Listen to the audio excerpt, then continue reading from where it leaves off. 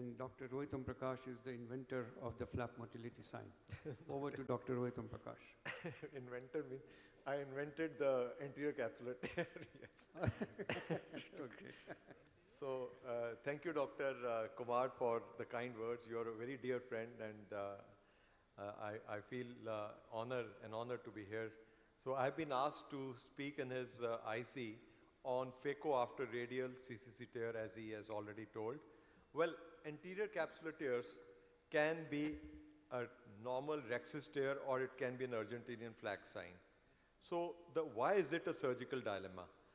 Because at times we can complete phacoemulsification, whereas there are other times when we can end up with a catastrophe and we can have a nucleus drop. So what is the surgical plan? Well, the surgical plan lies in the fact that there should not be any panic mode. So relax, because there is a way out, and if not, we can always convert. But how do we, the first and foremost is that we evaluate the extent of the tear by the flap motility sign, and that is not the end of the story, that you're adopting the flap motility sign.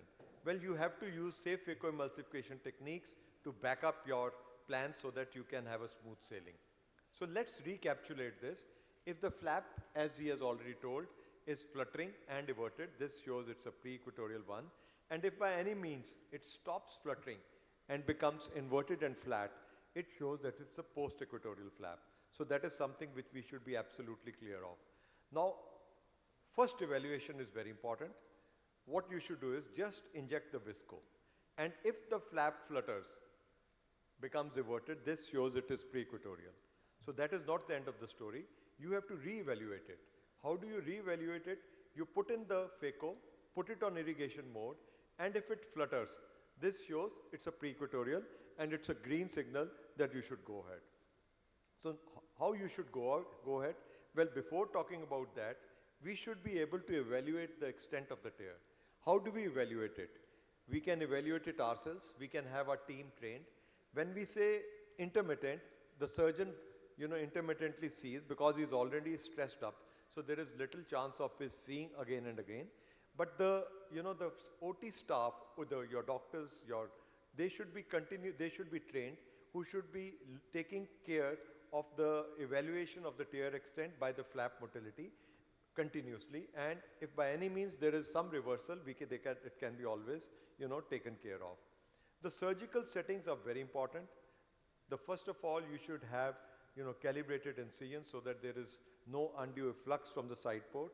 You should have active fluidics if you can. I don't have any financial interest whatsoever. Then you should use slow motion phacoemulsification, as has been showcased by Bob Osher and our own Abhay Vasavra. The basic concept is that we have to equal or minimize pressure difference between the anterior segment and the posterior segment. High settings, if they are used, they predispose to the anterior capsular tear becoming a wraparound tear and eventually causing a nucleus drop. And if by any means we are using low settings, the end point of the flap, that is not put under stress, and there is a less predisposition of that going across and becoming a wraparound tear. The IOP settings which I use usually in these cases is around 20 IOP pressure. So let's see the safe technique. So, first of all, the most important thing which you would realize that the site of incision is not in line with the Rhexis tear. That is the first thing which, we have to bear in mind. Then, you have to do sculpting, and while doing sculpting, you should not be pushing. Look at the IOP settings which I'm using around 20. What is the direction of the separational forces? The direction of the separational forces are in the direction of the tear. So that is a very important thing, because that puts less stress on the zonule, on the end of the anterior capsular tear. Rotation, if possible, should be avoided, because at times that can cause a wraparound tear. Supracapsular emulsification should be done. So, and at the same time, you will realize that with this low IOP setting, the flap is still fluttering. The chopping, which is advisable, I am doing some bit of cross chopping, because in this patient, the nuclear fragment happened to be a smaller one.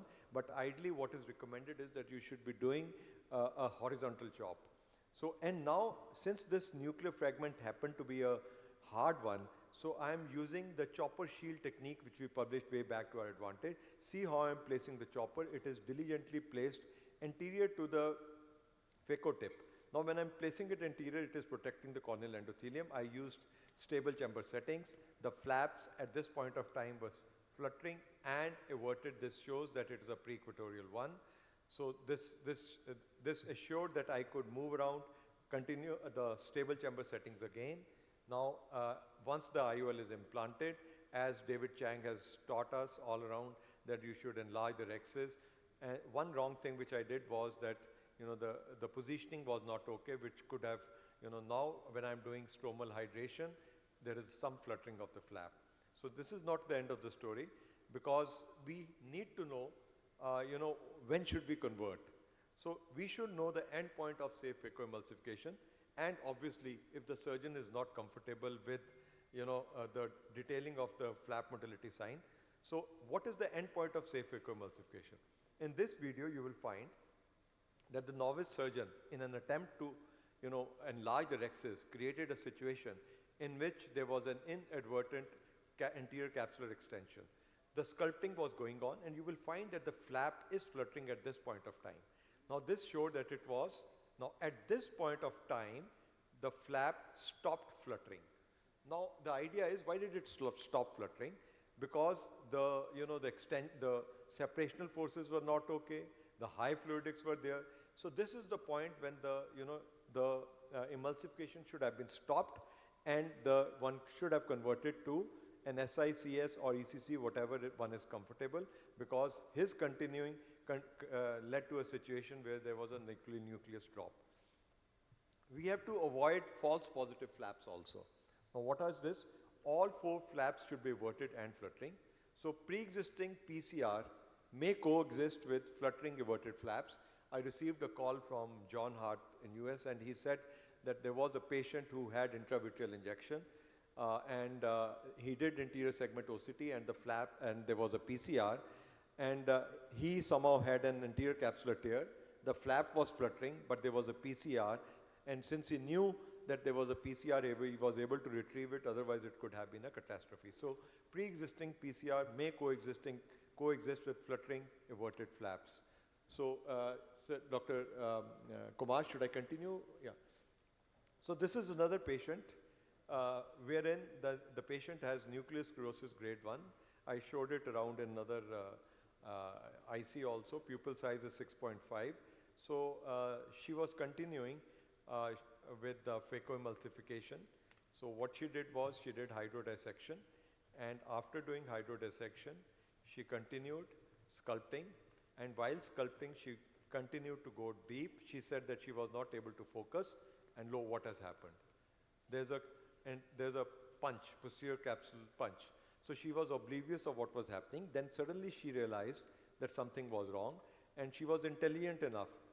She created stable chamber settings, called down to us, closed the case, and shifted the patient to the other OT. So this is something, which she was intelligent enough in doing. Now what is the plan at this point of time? Should one convert? Should one use an IOL scaffold or continue phacoemulsification? So with low fluidics, as I've already told, to my advantage, so I thought I would continue with phacoemulsification because I knew that CCC was intact. I would be using low IOP to my advantage. I would not be rotating the nucleus and implant the IOL if possible, and change to IOL scaffold if required. So now what are the low IOP settings which I would be using? I would be using a physiological IOP of 18 to 22. 18 is not possible, so it would be 20 to 22. And this is what it is with different, in different steps. Or if I'm not comfortable, I can use the supraphysiological one, which I call between IOP 23 to 34. So now the patient was, got into my OT. So the sculpting was started. I was using low IOP settings. So I was very confident that with this low IOP settings, I would not be able to do any damage to the anterior hyaloid phase, as has been showed by Abhay Vasavra and his group. So I'll try to do the supracapsular emulsification. I was able to take it out because hydrodissection had already been done. So there were no strong capsulocortical adhesions. So emulsification was started. There was no pushing back of the nuclear fragment. The nuclear fragment was working, was floating in the anterior chamber rather than being pushed behind. Now I will try to pull out the other one. So the whole nuclear fragment is out now at this point of time.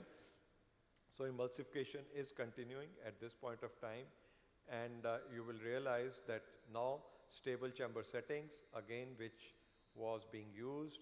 Then I retracted the sleeve because I wanted to create 2 levels of IA, and once that was done, so I would be using now dry aspiration as has been shown by James P. Gills and Bob Welch from US in those extra capsular days. I use a 25 gauge cannula. I do IAFTS, irrigation, aspiration, fixing, teasing and stripping. So you will find that the size of the punch is the same as it was at the start of the surgery. I could have rounded it off and put in the IOL in the bag, but I just use the, put the IOL in the sulcus. So this is what I've already talked about. So thank you very much for your kind attention. Fantastic, Rohit.